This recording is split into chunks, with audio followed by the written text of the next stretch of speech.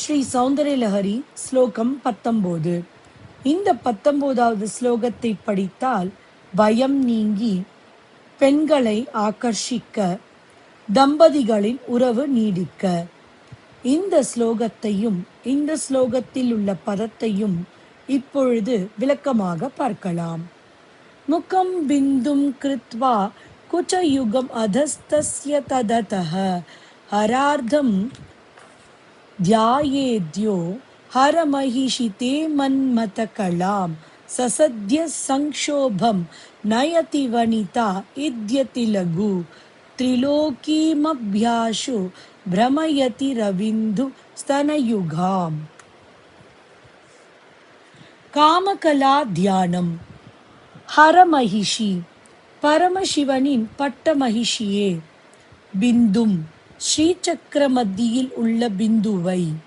முகம் காமகலா ரூபிணியான உனது முகமாக. கிருத்வா தியானம் செய்து கொண்டு. தஸ்ய அத அதற்கு கீழே. குச்சயுகம் இரண்டு ஸ்தனங்களையும். ததத அதற்கும் கீழே. ஹரார்த்தம் சிவனுடைய பாதி வடிவான யோனியையும் தியானம் செய்து கொண்டு. தே உன்னுடைய.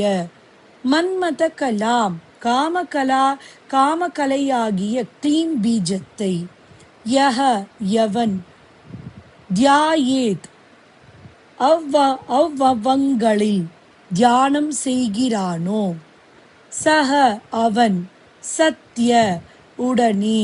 வனிதா காமசக்திகளை. சங்ஷோபம் நயதி வசப்படும்படி செய்கிறான். இதி என்பது.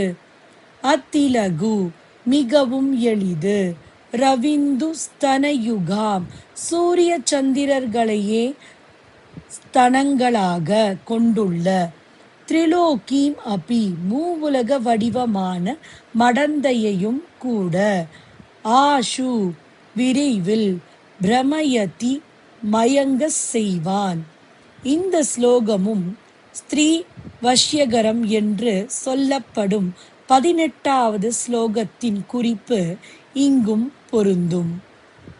ஹரமகிஷி ஹரோ பிந்து தஸ்ய மகிஷி ததாதார திரிகோண ரூபிணீதி கூடார்த்தஹ. ஹரார்த்தம் ஹகாரார்த்தம் என்றும் பாடம் உண்டு. ஹ என்பது ஹம்ச என்பதை குறிக்கும்.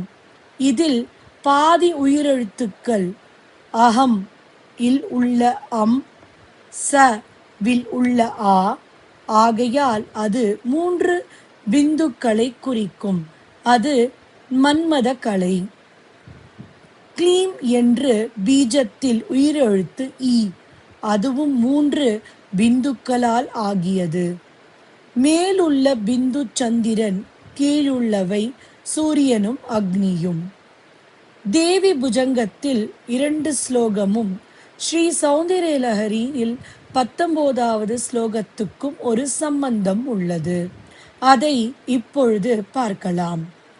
மகாமந்திர ராஜாந்த பீஜம் பிராக்கியம் ஸ்வதோ ந்யஸ்த பிந்து ஸ்வயம் ந்யஸ்தஹரார்த்தம் பவத் வக்த்ரவக்ஷோஜ குக்யாபிதானம் ஸ்வரூபம் சக்ருத் பாவயேத்ஸத்வமே.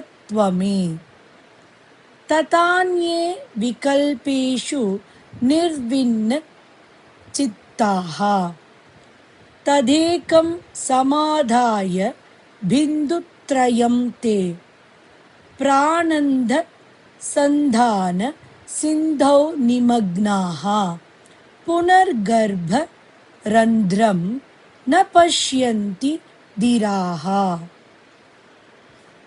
இந்த ஸ்லோகத்துக்கு ஜபம் செய்யும் முறையும் பலனும். காலையில் கிழக்கு முகமாக அமர்ந்து 25 நாட்கள் தினந்தோறும் 1000 தரம் இந்த ஸ்லோகத்தை ஜபித்தால் தர்ம முறையில் விரும்பிய பெண் வசமாவாள். பேய் அகலும். மிருகங்கள் பணியும். அரசாங்கத்தில் செல்வாக்கு ஏற்படும். இந்த ஸ்லோகத்துக்கு நிவேதனம் தேன், பால், பாயசம். ஓம் ஸ்ரீ மாத்ரே நமஹா. ஓம் ஸ்ரீ லலிதாம்பிகாயை நமஹா.